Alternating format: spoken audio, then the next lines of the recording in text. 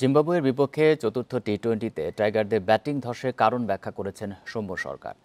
মিরপুরে উইকেটে পুরনো বল বেশি কার্যকর হওয়ায় শেষ দিকে মানিয়ে নেওয়া কঠিন ছিল বলে জানিয়েছেন বাঁহাতি এই ওপেনার। পিচে বৈচিত্র্য থাকলেও নিজেদের সামর্থ্য অনুযায়ী খেলতে পারেনি ব্যাটাররা, বলছেন সৌম্য।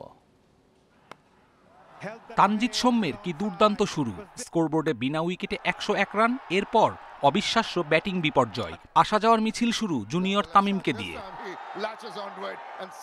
সৌম্য, হৃদয়, শান্ত, সাকিবরা ফিরেছেন 3 ওভারের ব্যবধানে। জাকের রিশাদদের ব্যর্থতায় 42 রান তুলতে নেই 10 উইকেট, এক অঙ্কে আউট 7 ব্যাটার। 143 রানে আত্মাহুতির ম্যাচে টাইগারদের এমন বেমানান পারফরমেন্সের ব্যাখ্যা কি? ফার্স্টে আমাদের দেখে যেমন মনে হয়েছিল উইকেটটা ছিল 170-80-র। সাজেন যখন উইকেটটা একটু বলটা একটু পুরান হয়েছে, তখন বলটা একটু আপস অ্যান্ড ডাউন, মানে স্লো হচ্ছিল।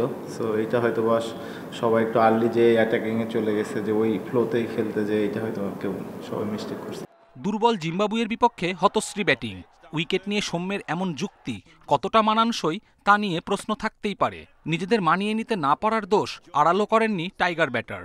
ভালো জায়গাও বল করেছে, আমরা হয়তো বা জিনিসটা সোজা ব্যাটে খেললে আরও ভালো হতো, বা আর একটু ইনিংসটা ওইখান থেকে একজন যদি একটু 10 রানের পার্টনার বা 15 পার্টনারশিপ করতো 10 বা 15 রানে, তাহলে হয়তো বা শেষের দিকে যে আরও ভালো কিছু করতে পারতো।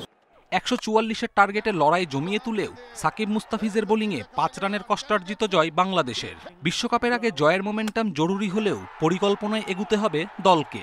এই জিনিসটা ফিল করা উচিত সবারই, যার সাথেই ম্যাচ জিতা অভ্যাসটাও অনেক বড় একটা জিনিস। সামনে বড় ওয়ার্ল্ড কাপ, সো অনেক টাইপসের প্ল্যান থাকে, যে আমরা আজকে এরকম প্ল্যান খেলছি, নেক্সট ডে আরেকটা প্ল্যানে খেলছি, যে কোনটা আমাদের জন্য শ্যুট করে, সেটা যে আমরা বড় ম্যাসেজে কাজে দিব। সো অনেক কিছুই থাকে ইন্টারনাল। বিশ্বমঞ্চে লড়াই শুরুর আগে আবারও চোখ রাঙানি দিচ্ছে টাইগারদের ব্যাটিং ব্যর্থতা। তানজিদ সৌম্যের পর অধিনায়ক শান্তর রানে ফেরার প্রত্যাশা সবার। কপিল পাল, ইন্ডিপেন্ডেন্ট নিউজ।